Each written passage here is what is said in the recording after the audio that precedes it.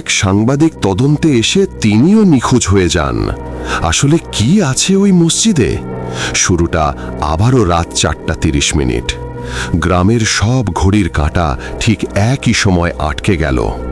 আজান ভেসে এলো, রিফাত, রিফাত, ও রিফাত। কিন্তু আজানের সুরটা এবার আগের চেয়ে ভারী, যেন প্রতিটি শব্দের ভেতর মৃত্যু ঝুলে আছে। গ্রামের মানুষ ভয় পেয়েও অভ্যস্ত হয়ে উঠেছিল এই ভোরের ডাক শুনতে। তবু সবাই জানত, এই ডাক যার নামে আসে সে পরের শুক্রবার থাকে না। তখনই গ্রামে আসে এক সাংবাদিক, সায়েম আহমেদ। ঢাকা থেকে আসা, ভয় পায় না কিছুতেই। তার হাতে পুরনো একটা ফাইল, শিরোনাম আজানের নিচে লুকানো কবর। সে বলে, তোমাদের মসজিদে এমন কিছু আছে যা প্রতিটি শুক্রবার একটা নাম নেয়। আমি সেটা জানব। গ্রামের মানুষ চুপ। শুধু এক বৃদ্ধা কাঁপা গলায় বলল, তুমি পারবা না বাবা, ওখানে যারা নামে তারা আর মানুষ থাকে না। সেই রাতেই সায়েম গেল মসজিদের দিকে। ক্যামেরা অন করে নামল নিচের ঘরে। দরজা খুলে গেল নিজে থেকেই। অন্ধকারের ভেতর শুধু প্রতিধ্বনি, তুমি কি আলামিনের আত্মীয়? সায়েম থেমে গেল, না, আমি সাংবাদিক।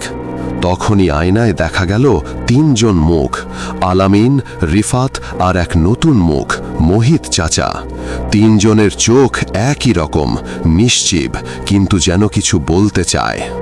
আয়নার নিচে একটা পুরনো ডায়েরি, মলিন পাতায় লেখা, এই ঘর তৈরি করেছিল এক ইমাম, যিনি মৃতদের নাম নিয়ে জীবিতদের ফিরিয়ে আনতে চেয়েছিলেন। কিন্তু নাম ডাকা মানেই আত্মা বদল, যে নাম ডাকে সে হারিয়ে যায়। সায়েম ডায়েরি পড়তে পড়তে শুনল তার নাম কেউ নিচ্ছে পেছন থেকে, সায়েম, সায়েম, ও সায়েম। সে ঘুরে দাঁড়ালো, কেউ নেই, কিন্তু ক্যামেরার স্ক্রিনে দেখা গেল তার পেছনে 4টি ছায়া, আলামিন, রিফাত, চাচা আর সে নিজে। আয়নার ভিতর থেকে ভয়ঙ্কর এক হাসির শব্দ ভেসে এলো। সায়েম দৌড়ে বাইরে বেরোতে চাইল, কিন্তু দরজাটা বন্ধ। ডায়েরির শেষ পাতাটা বাতাসে উল্টে গেল। শুক্রবারের পর যে আর বাঁচে না সে আজানের অংশ হয়ে যায়। ভোরের আজান বেজে উঠল, কিন্তু এবার ভয়ঙ্কর এক নতুন সুরে, আলামিন, রিফাত, মোহিত ও সায়েম।